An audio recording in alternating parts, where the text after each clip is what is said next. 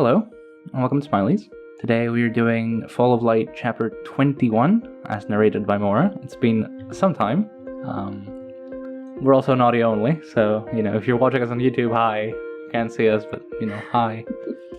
So, how have you been, Maura? I've been okay. I've been better, but yeah. I'm okay now. Nice. How are you? Let's say I've been better as well, We've both been better, so it's fine, it works out. It evens out, eventually. Yeah. So, Chapter 21, we're getting there, right? Yeah, slowly. So, this is like one of the chapters that's been following the theme of setting up the final battles. If like 19 is like the Legion's gonna march, 20 is like the Highborn are gonna march. This is where the Hust are gonna march, right? So it's like a big montage of different people setting up for the final battle at the end of the book. Spoiler alert! Yeah, you knew that. Oh my, there's gonna be a big battle. But this is a bit less traditional than the other two, right? Which are like, okay, we're gonna march there, gather the army, we're going, Here it's more, Maura will tell you, so take us away. Yeah, within the chapter also, there's a lot of montage, cutscenes lots of small scenes, rather than one or two large happenings. Mm-hmm. So let's start off.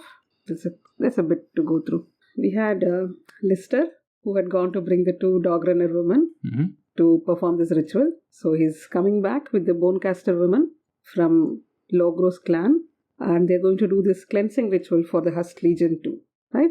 Mm-hmm. So he has got horses so that they can all ride back faster, but these women refuse and they're all walking back. Yep. The women, dog runners, are comfortably naked except for like a knife or two which is strapped on here and there. And when the chapter begins, we are in the middle of a discussion about the Tiste ways of imprisoning people and also their choice of weapons material.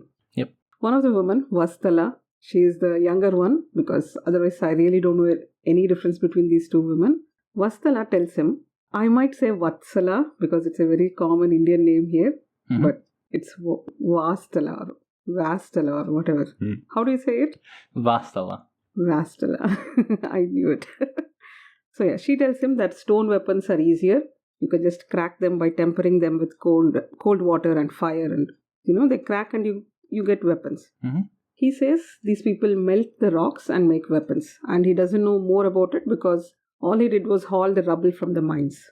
We did a video, not exactly video, but yeah, we went over this in chapter 15. So do note that if you're interested in the flint weapon making process, we have both Duel in chapter 1, Memories of Ice, and Garza in like chapter something in House of Chains, when he, like the gods are along, he's like, I'm gonna make a big fuck off sword. He doesn't make it like this because he's Garza, he just breaks the fucking rock in half. But this is the easier way if you're not a top guy the size of a tree. He has these two ghosts within the sword, so yeah, obviously they make convenient. It easier for him. Yeah. What are friends for, if not to strengthen your flint sword. Precisely. Right. So now, Vastala says the eye are getting restless. But Listar obviously can't see them. And she says that they're wondering when they're going to eat the horses. Listar is surprised since they aren't exactly starving. So why would they want to eat the horses? No. She makes some innuendo about fresh meat. And that's when the other dog runner, Toras, she urges her to take him. His proposition because, they just do. And Listar declines because he says that he's a mate killer. They laugh and they say that he has never taken a life so far. At least Vassala says that, and then Toras says, no, he has killed insects, lice, and blah, blah. Then these two women get into an argument over this, and then it ends up in them having sex. And it's not the first time. Yeah, it's a common occurrence. Once they start... Yeah? It's a common occurrence, apparently. I would be lying if I said I remembered if we have similar rituals in Book of the Fall. Not the sex, the bonecasters having privileges over like the rest of the clan. That exact joke is coming up in one of the scenes. Okay. I meant the ritual, I meant the sex. Yeah, because I remember Onrak was a bonecaster of his clan before he kind of gave that up. And if I don't know, like he was married, right?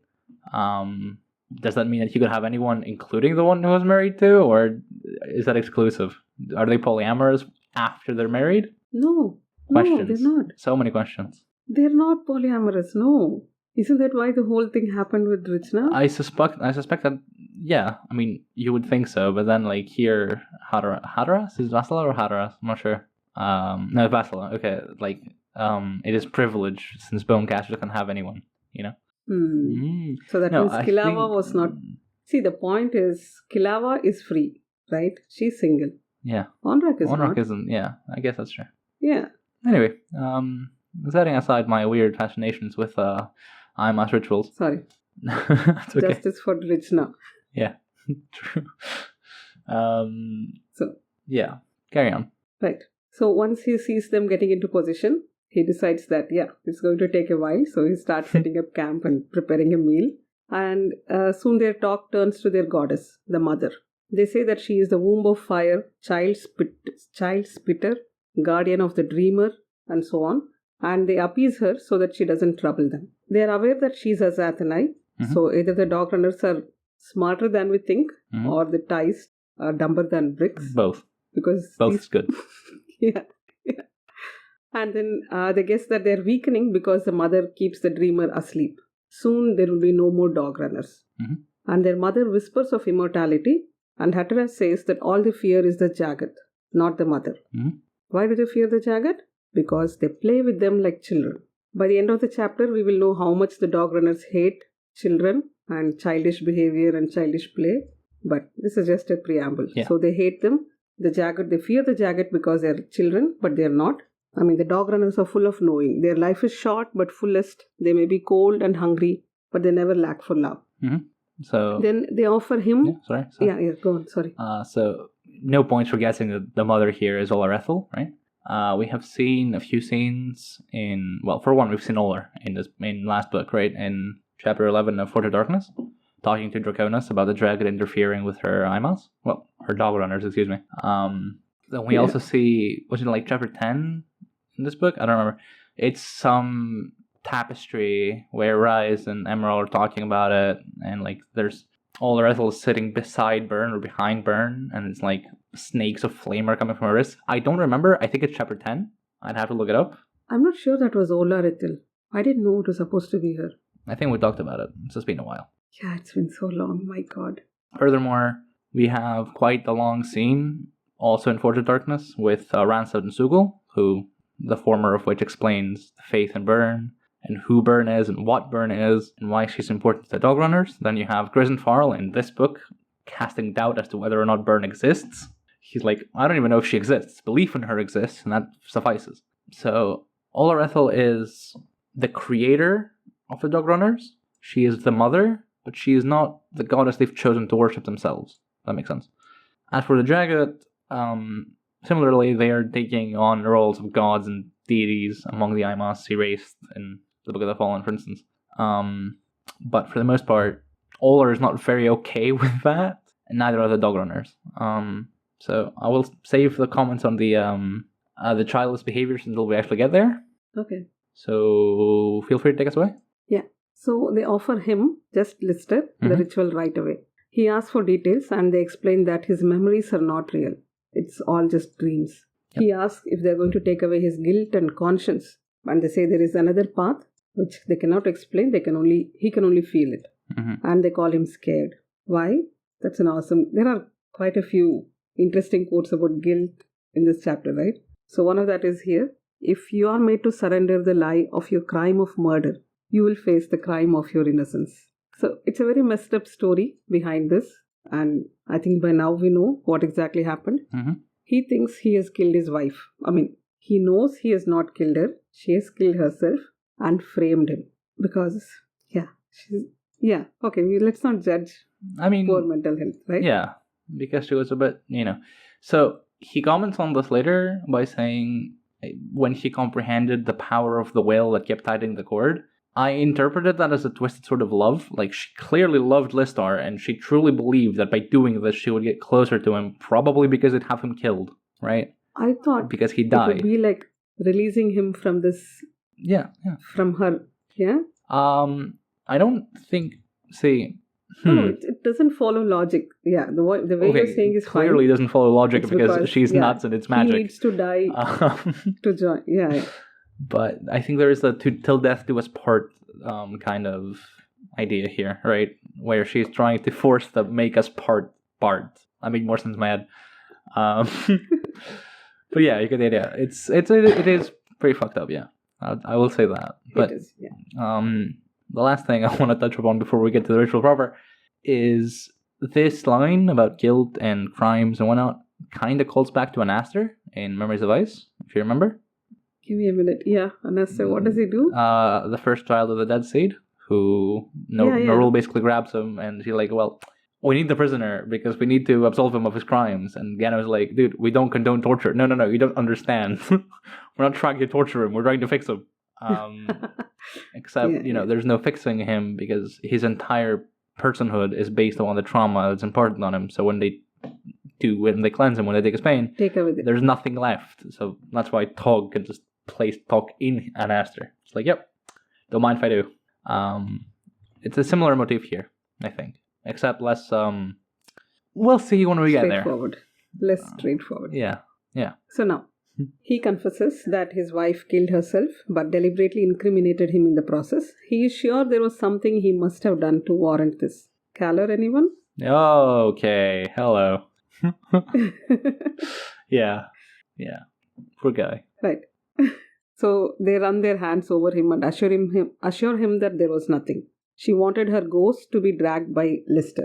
But now she's a broken spirit who just wants to go home. But her home is the scene of the crime and she can't go there in peace. So they suggest they will make her a new home, a place of peace and love. From there she will be able to touch him, but only tenderly, because the dead owe the living. They owe the to salve the grief of the living, and she will take his grief. He just weeps and listens to their voices. Soon he starts hearing his wife's crying and feels their shared grief, which is described very bittersweetly, and the terror of living with her.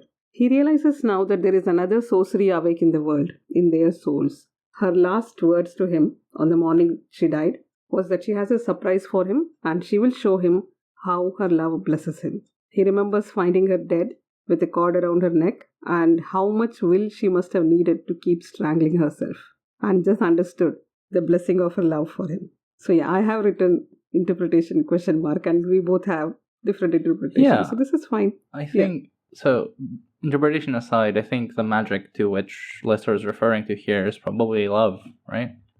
Love, dreams, the passions and the emotions that stem from the dog runners are essentially made into magic. Right? They're tangibly transformed and used in their magic. That's why they speak of dreams so much. That's why they say, her spirit is broken. It's a dream lost in mists. Her dream is a nightmare, and so on. Because they speak through Burn, and Burn dreams the world into existence. But one consistent through line of the dog runners and the Imos is that they feel more than your average human. And when he thinks on the power of the will, as Listar put it, and their love and their shared grief, and, well, I mean, we've gone over the fact that Karkanos is a love story too many times by now, but really, look at this.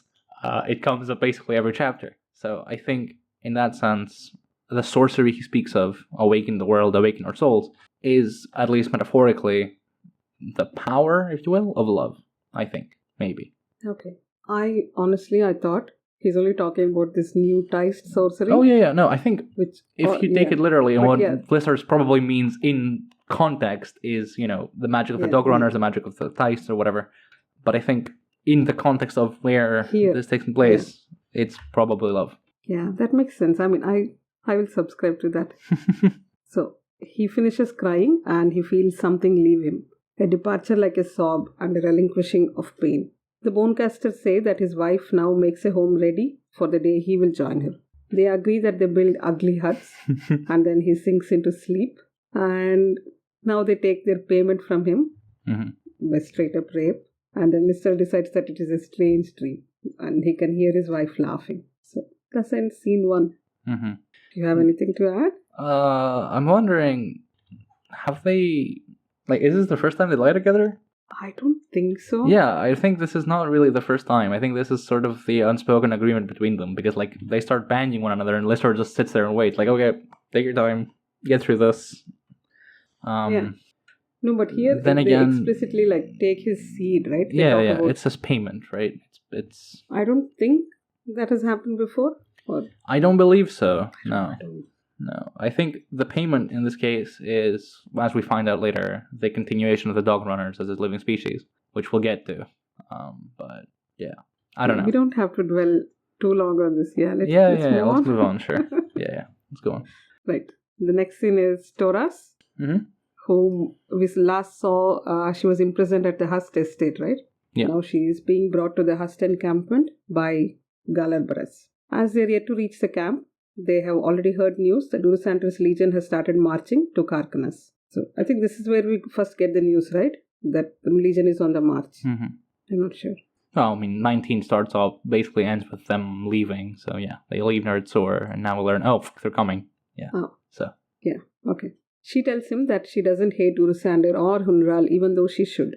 And he addresses her as Sir, and then she taunts him about returning to honorifics in the day, whereas at night their breath and sweat mingle into one. Without Lhasa, this is a bit of a raunchy chapter, right? Even without Lhasa? Yeah. No, it's a bit. There is a reason for that. Yeah. Sorry? There is a reason for that, and I think we'll get to it later. Right. And she asks if two people could hold each other tighter.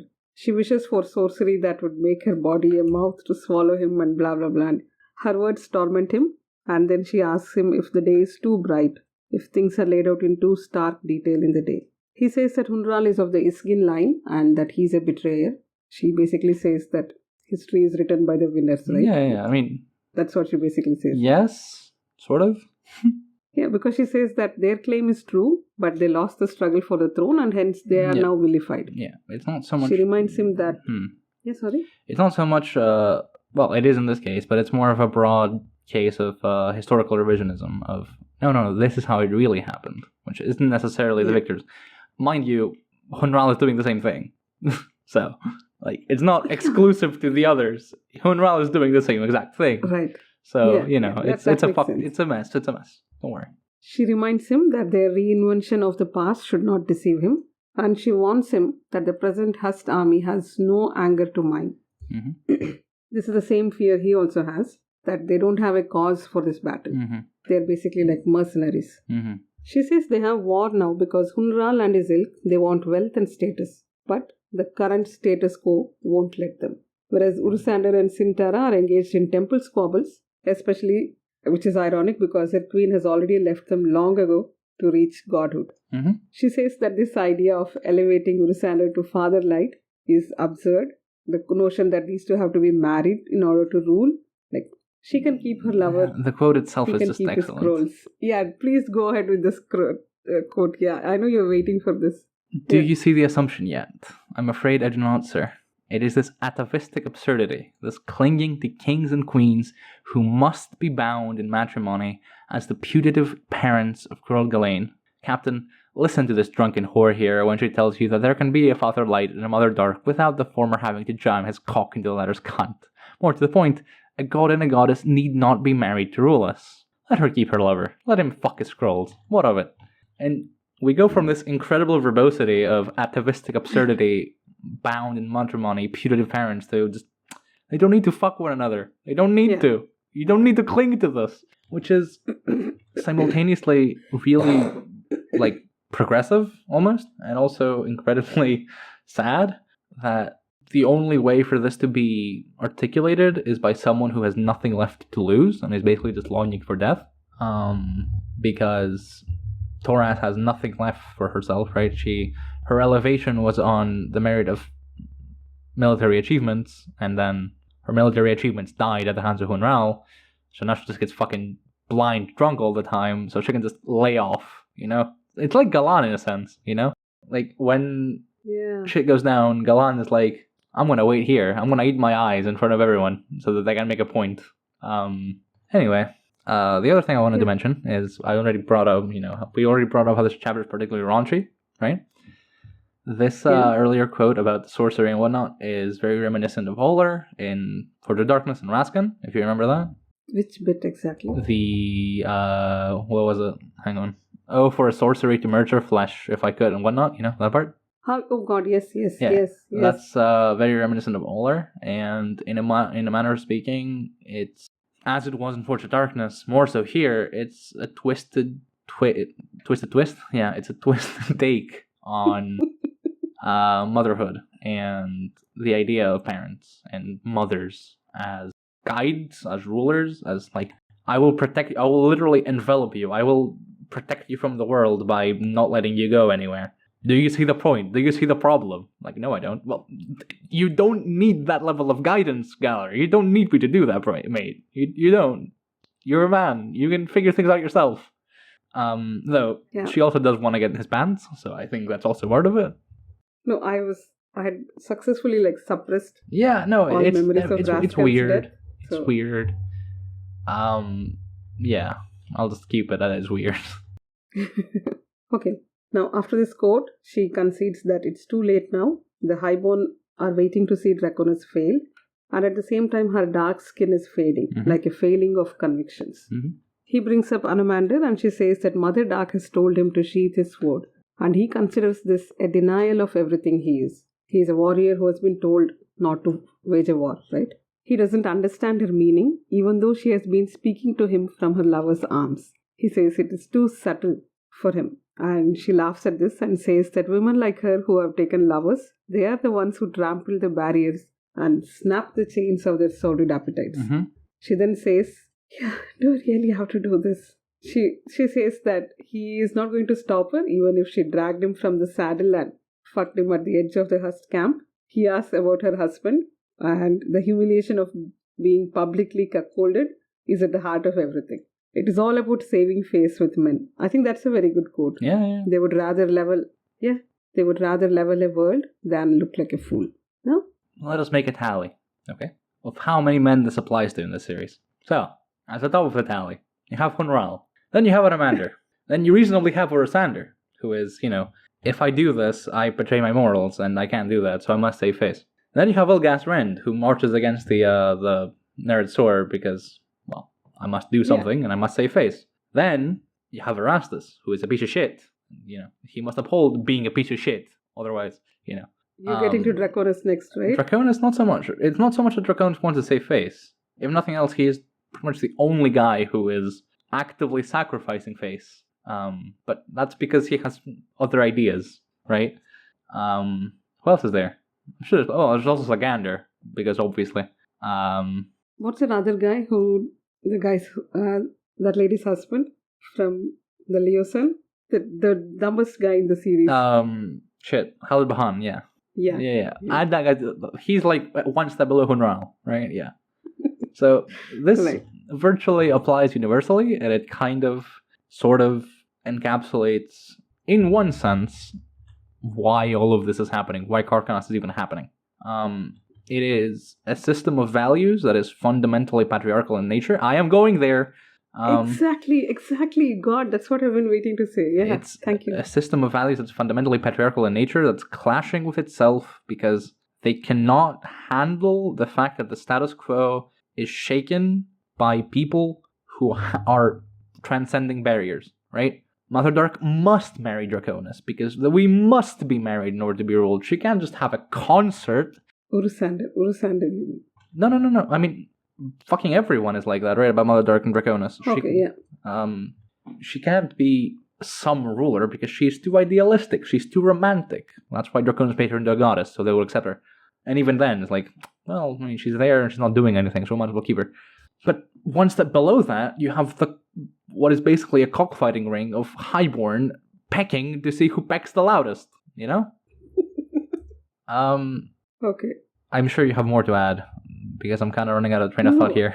No, I'm just saying that, we are so used to Malazan being so completely gender blind, and that more or less everyone is treated the same, more or less. The differences are minimal.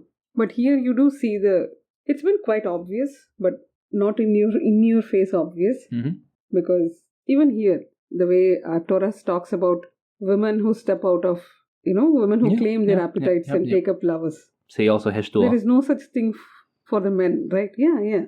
It's great. Yeah, I mean, I think this is something that Anamander can not bang all of Curl Ghislaine and no one bats an eye, but Hishtul takes one lover extra and like everyone loses their minds. No, and then he goes and slut shames Sintara. Yep. Would it be on your knees? Oh God. Yeah. It's just that it is, once you notice it, like you can't stop seeing how horrible this society is. Yeah. I think we've gone over this like basically every episode, but seriously, it just stinks in every episode. Yeah, it's like each time I think, okay, it's not that obvious, it's not spelled out. Maybe we are just reading too much into this, but no, it's just it just comes up repeatedly, yeah. So, now, obviously, who's this guy? Galar, he likes the idea and he says he's going to speak to Anamander about this, but she says that they will not let him, that he's already trapped, just like Urusander is already trapped, and so there will be a battle. Better a whore on the throne or behind it. Ooh. Now, as they reach the camp edge, Galar turns to see her and finds that she's already looking at him, and then she laughs at his face. So, yeah, if you've been reading Erikson with like half attention, these are the type of small jokes that you would miss out, right? Yeah. So, yeah. What I wanted to say about this last line is, well, obviously, we are finally going through we really are fucked, aren't we? Guys, we've been fucked since, for Anamander, he's been screwed since chapter 20 of Forge of Darkness, and for Urusander, he's been screwed since chapter 1 of Full of Light. Like, from that point onward, they're both screwed, right? It only gets worse from there, but that's basically the point of no return, and it's only acknowledged here because someone is, like, brave enough to go out and say, like, yeah, guys, we're fucked. We're screwed. We're boned. Without use of metaphor, to shield everything. So the last thing is the better a whore on the throne or behind it. Which of the two rulers to be has a whore beside them? No points for guessing. Shall we move on? Yeah. Sorry. Yeah. No, that's rhetorical. We are not going to. Yeah. Now, Warath sits looking at his armor. That's a nice description of it. Mm-hmm. We don't need to go there, do we? No, I don't really know. That's okay. Yeah, what we get out of it is that it's more functional than a decorative type of armor. But he feels the new armor doesn't sit well on him because it needs solid flesh, but he's just a mass of uncertainty. Now, magic weapons like this Hust armor, they belong in fairy tales and not in real life. I think the examples given are rings, magic rings, and staves spouting fire. Yep. So, no. One stave to rule them all and in the darkness bind them. With fire. Yeah. Right. You should read Lord of the Rings. I should, yeah. I'm outing myself for not having read Lord of the Rings here, but yeah.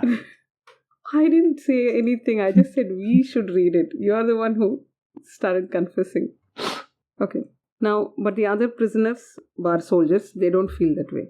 They sneer behind the officer's back, and even P&D, they seem to have lost their equanimity of late. He feels that if they win, they might turn on the highborn and may even march to Carcanas itself. This comes up later too. Yeah. But everyone is apprehensive about this particular army.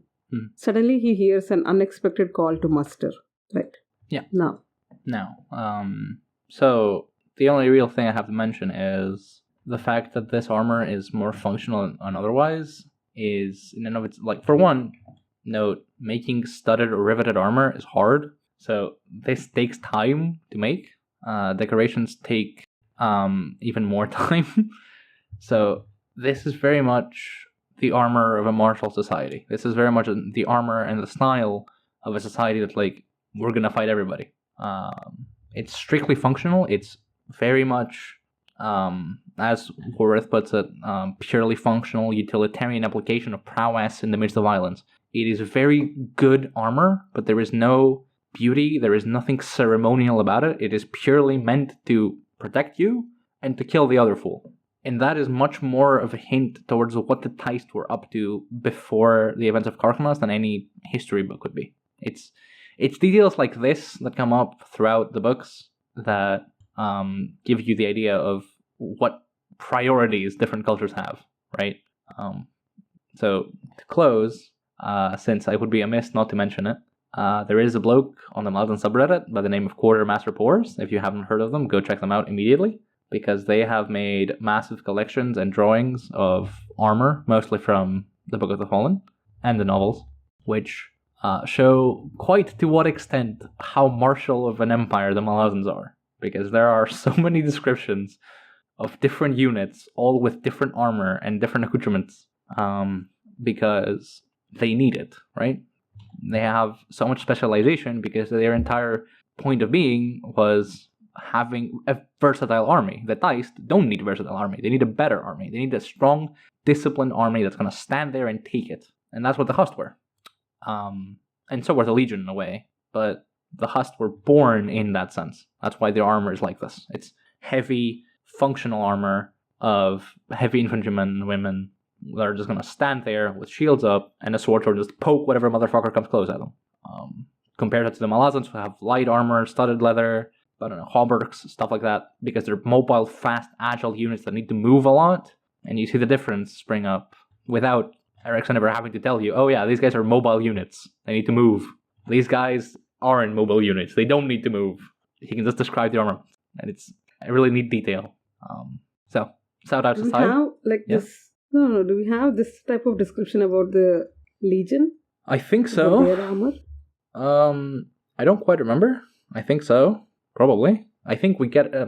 So, funny story. In Chapter 19, we get the description of Sandra's armor that is much more ceremonial than Warith's. It's much more visual. More inlays, gold plating, enamel, not necessarily protective or functional, but it looks cool. Contrast to Warith's purely functional and utilitarian armor here. You see, you get what I'm getting at. You see. I don't need to spell it out here. You guys get it. Right. Next scene. Farrer Held is watching out of the camp, and she seems to be looking for something towards the east. She imagines seeing Kagamandra appear and says stuff like he's going to sit and watch her age and that she will be his regret. By this time, in her imagination, his appearance is almost Tilan-like. Like there are no eyeballs and he's rotted or something. And in this daydream, he also tells her that she can take as many lovers as she wants. She can have children. But to him, she's only going to be his regret. And she says that they are going to ride to a battle soon, and she does not expect to survive this battle. This makes her feel guilty. And the Hust army, she knows that it is all in her imagination, and she thinks she's doing injustice to Kagamandra. Poor guy, he is not this cruel. He's catching more strays. She's built it up like that in her head, yeah. And no wonder, she is so evil that no wonder Spinach rejected her. So she feels all these things, and then she thinks about the Hust army behind her, and she wishes it gets destroyed. The swords as well as their wielders are all looking forward to murder. These prisoners were after all those who were condemned by all and cast into pits. Their command structure right now is lost. It's almost about to collapse. Soon she hears a call to muster. She hears all the weapons being readied and so turns back.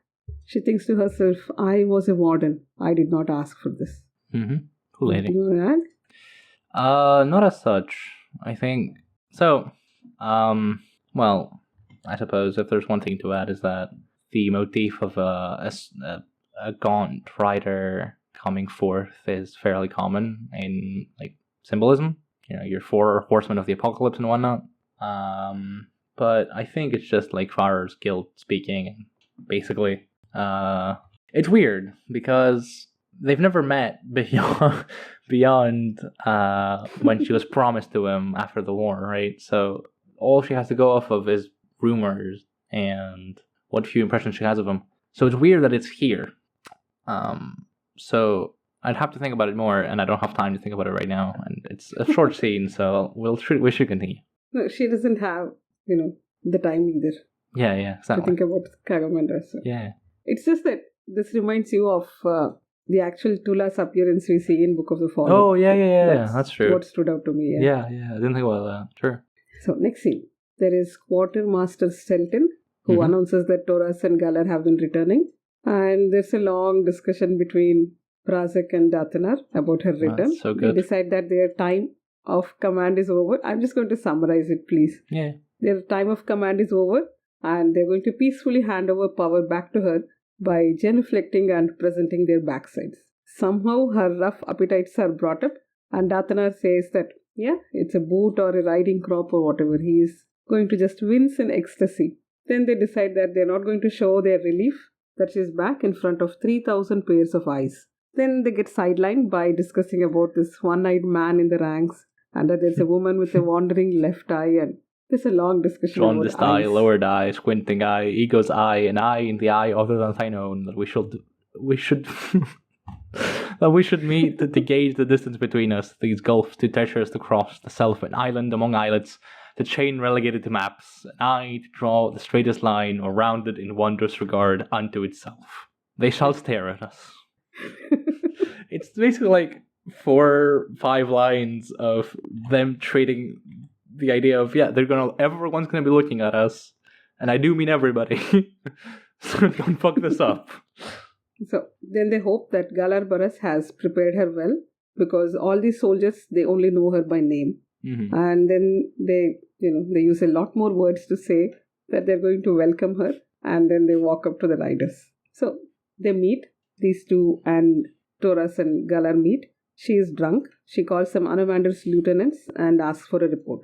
They invite her to inspect the recruits, and she says that these are not recruits because none of them have volunteered to be here. And though the pits are closed right now, their punishment is not yet over. Mm-hmm. Then she asks the best question in this whole book: which are you? And the answer is, the other is Prazek, because he is less inclined to the disingenuous and more to pontification. Then she asks, then he repeats her question that, is she asking if they are ready? Ready for what? This army. Are they ready for an argument, for betrayal, for courage, for a battle? Yeah, so he goes on, and then he says that the officers in this army are the best of the lot, and even they are quite flawed. Sorry, is there a quote that you need to bring up? Yeah. After she goes on about, she studied him for a moment. Less disingenuous, you said. I gathered that. Yeah, it's fucking great. Like, if these two work for you, they really work for you, and I really like, especially this chapter, because it adds some much needed levity of basically everyone's dour and damp, and they are too. They just, we can't show that because everyone's going to be looking at us, so we can't show them, and if we can't show her either because she's going to get mad, so we need to figure this out, and they figure this out by just so spitballing. We are the 3,000 pairs of eyes. See? Yeah, exactly. Oh my god, yeah.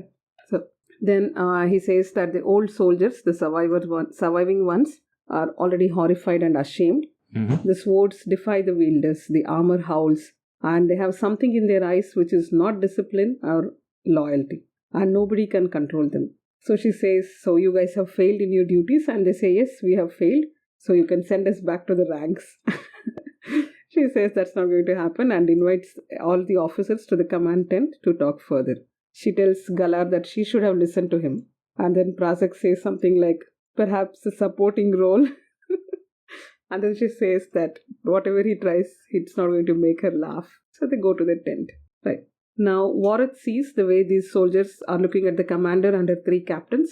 Mm-hmm. They have the watchful, brazen look of criminals. And as she walks past, Toras stops at Wareth. He says, welcome back. And she says that she could tell him the same because he is back to the Hust. And in his mind, he thinks that by this time, I think are the armor quiet here? I don't think so. No, that comes later, right? No, yeah, it's later. It's later, yeah. So in his mind, he thinks that not moving at all, the way she is the biggest act of cowardice. And so, yes, he hopes that she will lead them all to ruination. Did I miss anything there? I don't believe so, no. Yeah, mostly just the fact that pretty much everyone has accepted that, okay, we're gonna go and die. That's our purpose, to die. Yeah.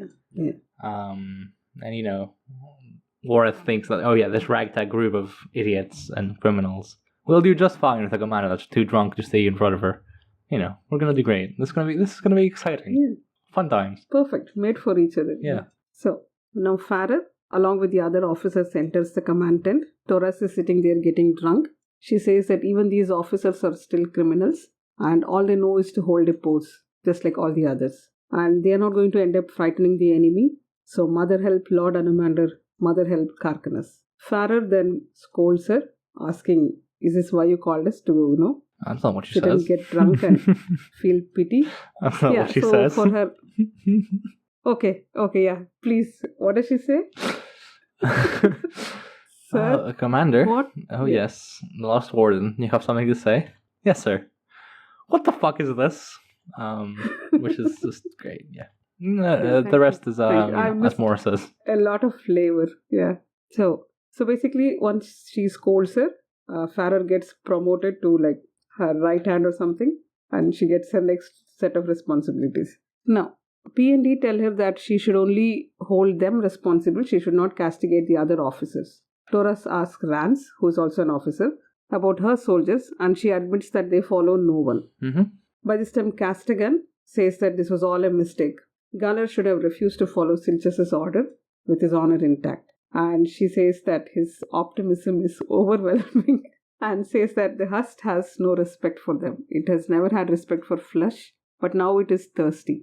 So they're going to start marching tomorrow. Outside the tent, Rance wants her case to be told to the commander, and she's hoping for an execution. Farrer is quite fed up. We know. And so she asks Rance what if death is not the end of her torment. And then she leaves because she has to go stock a wagon full of wine for the commander. Now, back in the tent, you can stop me anytime. Yeah. Okay. Back in the tent, Galar watches Toras sitting and getting drunk. She tells him she accepted this and came all the way here because she was bored in the cell. But now she wishes her soldier would rise from the dead and she can command them again, even to Neretsor. She remembers walking among the dead and little by little losing some essence of herself. Prazek says that death surrenders its name, which is loss. Do you want the quote? Do you want to go at it? It has to be said. Okay. Yeah. Fallen friends, cease to ask how you fare, cease to answer in kind. They may retreat from your thoughts, but never quite far enough. If, in our minds, we walk as one among many, in the midst of families knotted by blood and by choice, and witness, as years pass, the crowd grow ever smaller, then we come to comprehend, as we must, a day when we walk alone, abandoned by all. Which is, Optimism overwhelms us. Optimism. Yeah, I don't know if you've heard, the saying that you die two deaths. You die when you die physically, and you die when you're forgotten by everyone, or your name is last spoken, right? This is, in my eyes, a more verbose way to phrase that, because it's Dathenar, so of course it's more verbose. Also, Silgas got astray earlier, which I didn't comment on, because at this point it's par for the course. But yeah, poor guy. Right. Then he adds a bit more about, the day that one also dies, and when they... Yeah, go on. No, I don't know how I completely missed this. This is Hood. This is Hood's motivation. This all circles back to what Hood's doing. Oh. Each death surrenders its name, choosing but one, whispered again and again from countless pale lips, and that name is lost, and to utter it is to feel it. That's what Hood's fighting against. Yeah. Oh my god. There you go. Oh shit. Thank you. Yeah. I don't know how I missed it. Like, this is probably the fourth time I read this chapter, and this just now came to me. No, that's because we've not read Hood in quite a long time, right? It's been quite a few chapters. Well, for us, anyway. Maybe for you, it's like 2 days. No, it's been a few chapters because we are with stupidized politics. Yeah. Instead of going to magic and Azathanai and stuff. Yeah. Right. Yeah. They are all going to die one day with regret and sorrow. Toras says that the soldiers, they were her friends. And Galar reminds her that she is not entirely alone. Poor Galar. And then she says she has been walking an unreasonable path, staying drunk and insensate to the world. P&D tell her that they have stood guard over many bridges, and kings or peasants, everyone must walk the span when their time comes. And the river on which this bridge stands has both despair and hope on its surface. She says that nothing is clear under the surface, and then they tell her that she is sharing pity in the face of death. She says she is not going to shy away from her fate in battle, and then they say that fate is just another name for surrender. After this, she starts discussing tactics. So the 3 captains will lead 1,000 each, arranging their cohorts in flat wedges. She expects that they will hold a flank, but then Prazek says that he is going to ask the Hust to be placed in the center. Why? Because if they win, their own allies might have to turn on them. She agrees, oh yes, we are the bloodied wild beast, and so we must take the center. She wishes Hunral was back with more casks of poison, and once more maybe they can begin anew again. Slowly, P&D leave, talking about which other neglected population they can recruit next. Maybe children, but the armor has to be refitted. I'm sorry, I still find it very funny. It's not funny. It's morbid, but I can't help laughing at that. I think it's funny because like they're taking the piss in a way. They're monking clearly, right? It's not simply like because ultimately what Galar says is stupid. Let's just put it forth. What Galar says is stupid because the guy isn't thinking straight because he's overwhelmed. So what Prazek I think it's Prazek. Is it Prazek? Yeah, it's Prazek. They're not as what was it? Hang on. Interchangeable as as my first theme. Yeah. Basically, I went over this already about the dice being a martial society, but what they are essentially delivering to their children is more war, more battles, more death. So in a sense, might as well just hasten that up. Like grab them as children, put them in armor, tell them to march and fight. You may also note this is basically what happens with Rennek. This is the idea being explored with Rennek, of laws of innocence and children being brought into quote-unquote adulthood too early. So there's also that. But it is meant to be mocking, it's not meant to be, like some profound statement. It's meant to take the piss. Because Galar said something stupid, which he knows is stupid. Everyone knows it's stupid. It's just so funny to think that this armor, because that's the whole point, right? This whole chapter is about how the armor is not listening to them, and then they have to like refit it to fit children. It's just it's very dark, but it's quite funny. No, Galar Burrus also leaves, and it doesn't matter because Galar is a good guy, but still he has this smug thought that he's such a good guy that he's not going to sleep with her even when she's drunk, even though she is drunk most of the time. And then he thinks that she is communing with her jug of tears and not spilling even a drop to the world. You want to defend Galar Burrus? I don't think he's being smug. I think it's mostly what he says is, without your will or your leave, Toras, there is nothing I could find to make love to. It's not that I won't make love with you because you're drunk. There's nothing to make love to because you're not there. You're not a person. Yeah, because she's not willing and she's not given leave. So he decides that, oh yes, I don't have consent. Good. I don't think it's so much about... Well, no, it is definitely about consent. It's also the fact that he loves Toras, not this husk of a person she's become. Oh, see? You twisted it. He's not... I was so happy, like...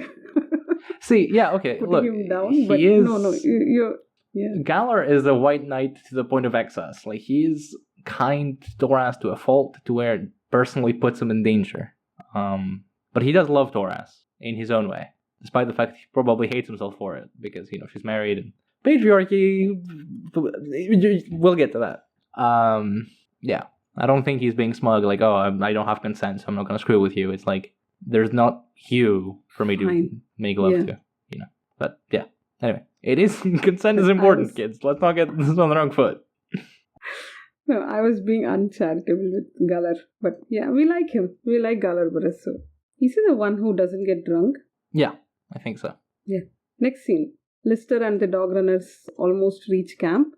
Vastala says that the ways of the Tiste. And then she says something like, the soldiers are the worst. And he asks, why? What do you mean soldiers are the worst? And then she starts explaining. Even among the dog runners, their children play the hunt till their first blood. Sorry, we discussed this on DMs, and after you brought up, what's the girl's name? Lahanis. The young one.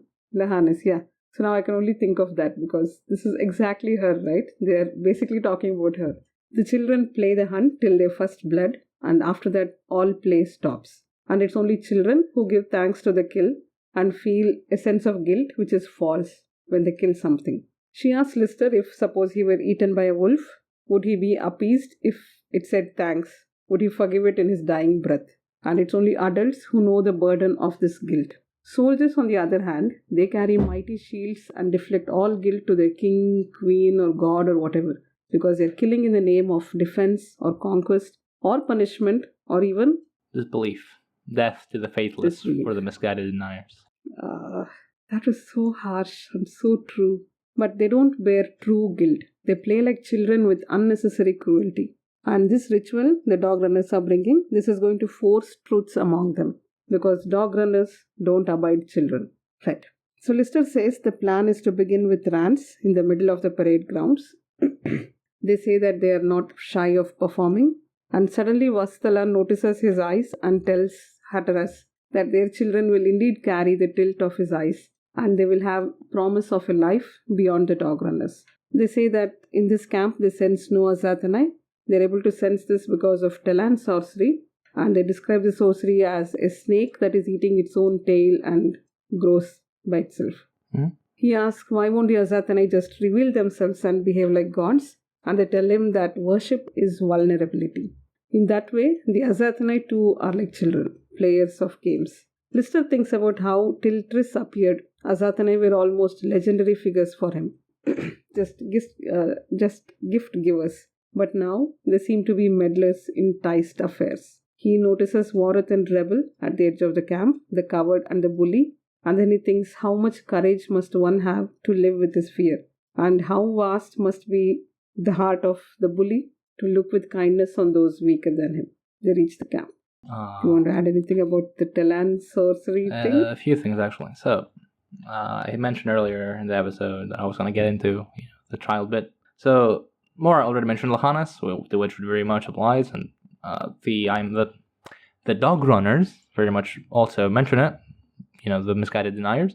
But this notion of passage to adulthood through a hunt, or passage to adulthood through some measure of leaving behind the illusions of a child, are present both throughout real cultures and Malazan cultures. For example, I don't know if you remember. Masangilani? Maybe. I don't remember. One of them. Yeah. The ones I was going to mention is Korik, who is Seti, and they have the Death Knight, I think, where he basically gets put in a coffin and then gets put in the ground and spends the night there. And the All, who do basically the same thing, with Red Mask putting many of his early followers in basically coffins and burying them for the night. And in the case of Korik, that basically drives home the point that his gods are simultaneously real and also not forces to be feared. And it also drives away his claustrophobia because he's way past fear at this point. So he's like beneath the tunnels in Higatan is like laughing, like he's chanting a song to which he's taught some like orphan that he has in front of him. Like, do you fear the dark? Like, no. See? Because I told you the song.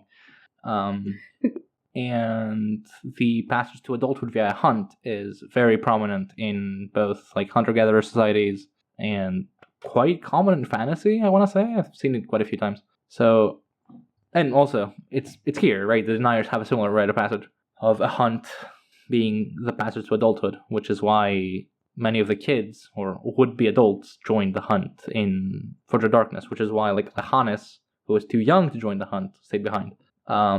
Now, as far as the Talanas ritual goes, oh boy. Okay, so, the snake eating its own tail motif, you've probably heard of it. It's called Ouroboros, among other names. Ouroboros is the Greek name. It literally means... How do you pronounce it? In Greek, it's Ouroboros. Oh. It literally means tail eater. Tail eating. Well, not quite like that, but yeah, it basically means tail eater.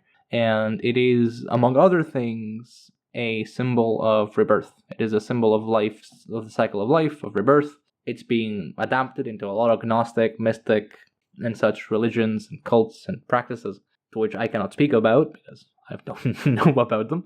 As far as I know, it originated in Egyptian iconography, so it goes like way back. Here, I suspect it's used in a similar sense, since it says like magic attends an endless feast, since in devouring it grows. So magic, if we take the more mystic approach of like the Kachin Kemal, which we learn in Dust of Dreams, that like life is sorcery and vice versa. By life's proliferating, sorcery proliferates. And killing life, you kill sorcery, and so on. But this, the last line, we dance. I suspect this is in reference to how they dance about Olorethel and the mother that seeks to bind them. And in having a child with Listar, who I mentioned earlier, I have absolutely no clue who this is. I do not know what race this is. No idea. And having a child with Listar, they sort of escape the bind in which the dog runners find themselves in, of dying, basically, and having to embrace on death in order to continue existing. hence life proliferating, right? But I don't know to what extent that is true. It's a line that confused me a lot, and it's a line we discussed with Mora, and we didn't really conclude anything. Now, this players of games, like they would be gods and whatnot, has gone on for some time. Draconis has talked about this. I don't remember her name. Some scholar in Forge of Darkness has talked about this. Galan has overtly talked about this in this book in chapter 5. Are Dathenar gods? Why are they vulnerable to worship? And how both Draconis and Cruel seek helplessness, the joy of the euphoria of helplessness in giving of themselves, and so on. Those are all motifs that we've tackled before, so I'm not going to go into them here. Beyond that, this has some Rebel rep, and I really like Rebel as a character. And how vast is Rebel's heart to cast so kind an eye upon those of us who are weak. It's great. I really like Rebel. So, yeah, that's all, I think. And now we got... you need to quote this next part. What's the next part? Listar looks different. God, yeah. I was going to summarize it, but yeah, we might as well quote it. Do you have it? Yeah, sure. Listar looks different, younger, Warith nodded, or perhaps no longer so old. Then they may have worked on him already. By how they hover around him, I'd say there was truth in your words, Warith. Worked on him. Ha. Go on. No, I don't have the quote with me. Go on. I meant the ritual. I meant sex. I like Rebel. I made it so succinct. I was just going to say, Rebel thinks Listar looks young because of the sex. Warith thinks Listar looks not old because of the ritual. Yeah. Right. That's a perfectly fine summary. Rebel is sent away to bring Rance and also to inform P&D that the dog runners have arrived. Warith is introduced to the girls. He thinks they are blunt but sensual, and also thinks they are too young to be really powerful witches. Hatteras asks if this is the coward, and Listar says yes. That's what he calls himself. And she just says, bah, we are all cowards until we are not. Warith is shocked, speechless at this. Then they ask for the tortured woman, and one of the soldiers just says, take your pick. And then they ask if they are here to kill all the men. And Listar lingers back a little with Warith, and Warith asks him if they can really do this. Listar says yes, and moving on. I don't know why I stopped there, right? Yeah. Now, Galar comes to know about this dog runner business, and he calls P&D addled. I mean, they are, but for other reasons, not exactly for this. Then he says that they are Tiste and children of Mother Dark. Prazek and Dathenar, they say that they have been blessed summarily. Mother Dark has left their skin to take the hue of its will. And now these soldiers are children of the Hust. They have been claimed by the Hust Iron. And the Hust Iron has found a new sorcery, and these guys intend to make it their own. But alas, their commander lies insensate to the world, just like every other leader in the world, except that instead of misapprehensions and the like, she is insensate because of red wine. They know that this legion needs something more than the faith with Mother Dark and something more than the iron blades and armor. Now, they watch as Rance is brought in. Feel free to stop me, I'm just moving on. They watch as Rance is brought in, and they explain to Galar that this lady has dissociative identity disorder. They assure that they are not going to spill blood because the dog runner's way is not to spill blood. They ask him to please just witness. No need to bless or condone what they are doing. Witness. We shall witness and in witnessing partake, which is also a motif in the Book of the Fallen, which I think comes from, who was that? Who says witness all the time? I don't remember. Who? You don't remember? Yeah, maybe it was Galar, maybe. Yeah, probably. No, I think it was like with the Anabar, like with Boat Finder. What? Where Karsa says something along the lines of, you will witness, and witnessing... I don't remember exactly what he says. I don't remember the quote. It's somewhere when he meets the Anabar, and he goes on to like, stay here, watch me kill these fools, you're gonna learn what I am about. I'm paraphrasing, obviously. But that's the gist. I mean, he just says witness, probably. No, he does definitely say witness. The rest, me paraphrasing. He said, like, you shall... God damn it, I'll find the quote really quick. One second. Yeah. I mean, any chance to put down Karsa, so, yeah. I'm not putting him down. Yeah.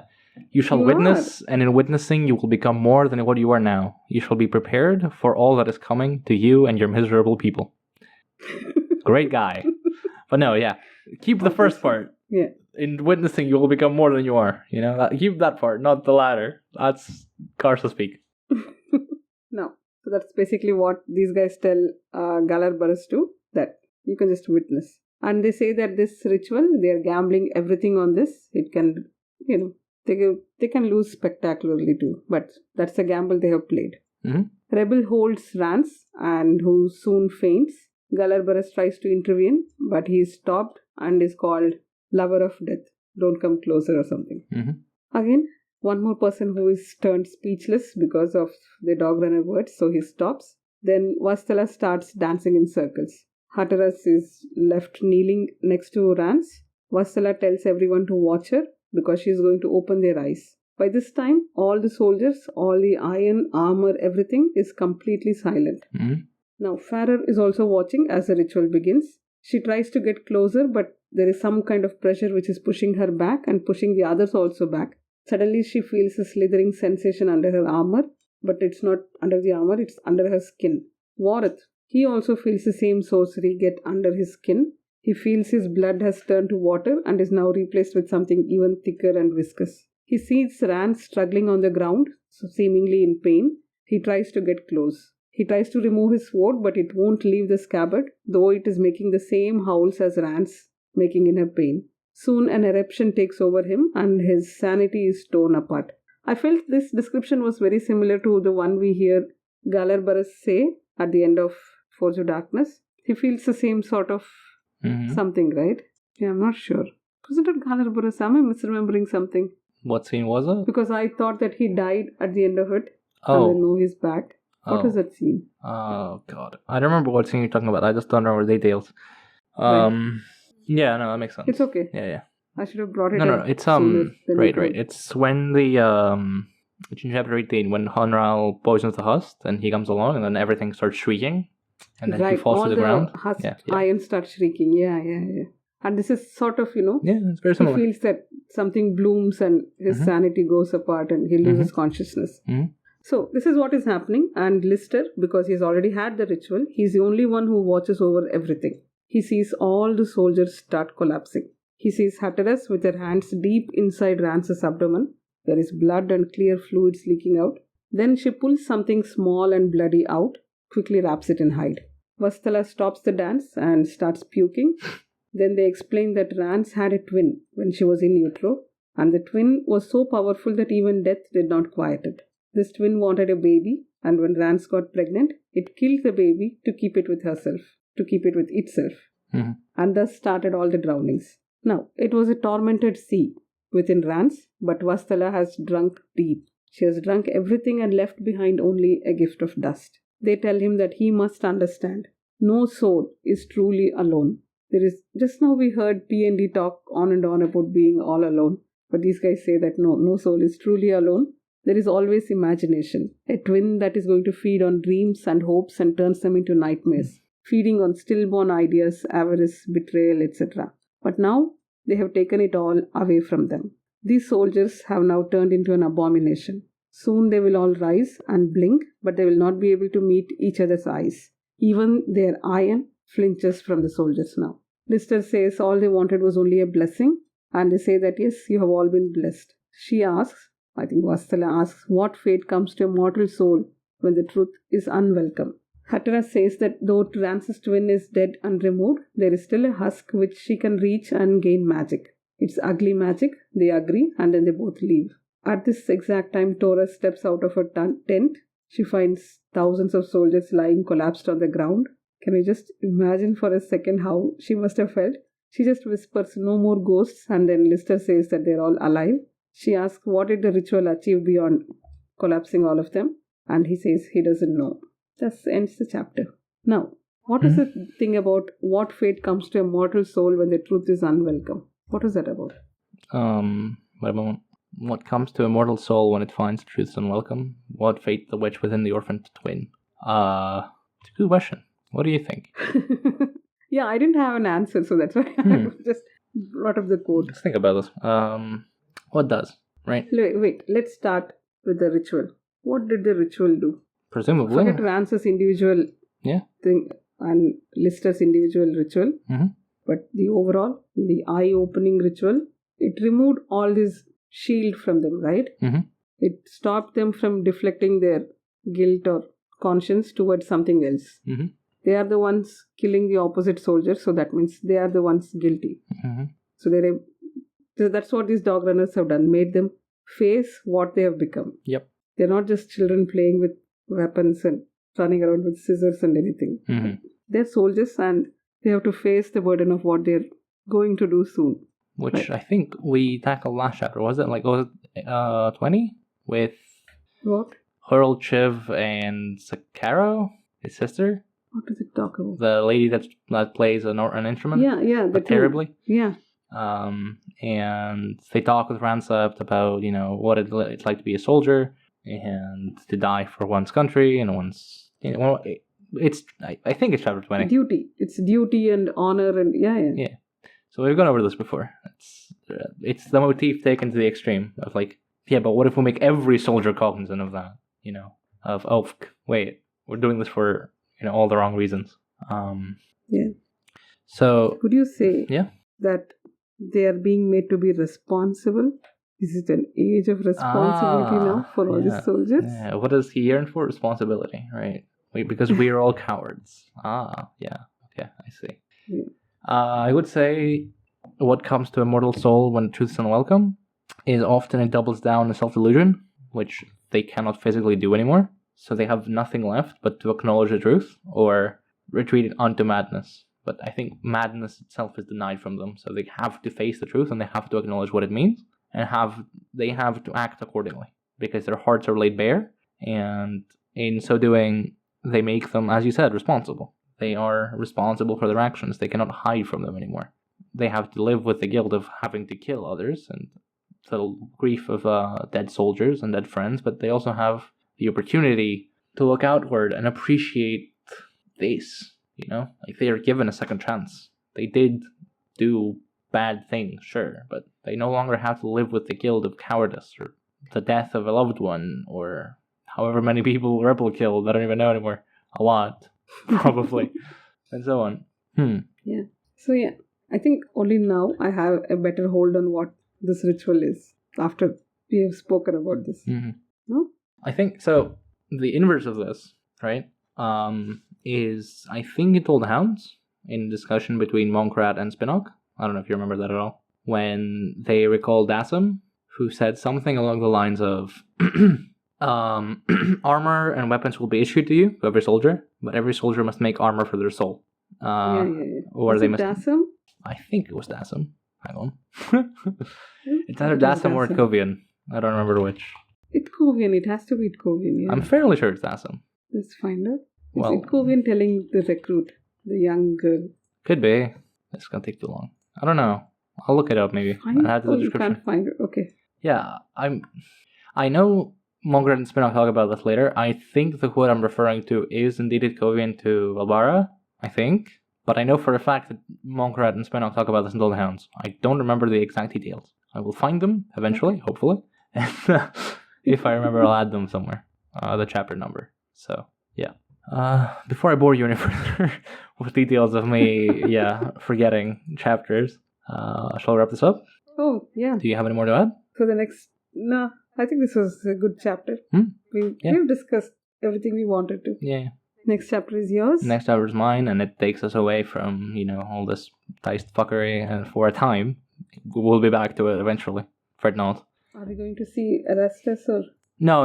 It's Cruel and it's Killing and Company. Oh, nice. Yeah. It's a big chapter, and there's a good 40% of Fall of Light's lore is concentrated in this chapter. So there's gonna be a lot to talk about, but that's for later. We might do a part 1 and part 2. We're probably gonna do a part 1 and part 2. Yeah. So, anything else we want to add? Thank you. Yeah. Thank you very much for listening, and hopefully we won't take so long to make new episodes next time. So, thanks again, and we'll see you next time. Good night. Good night. Bye. Bye.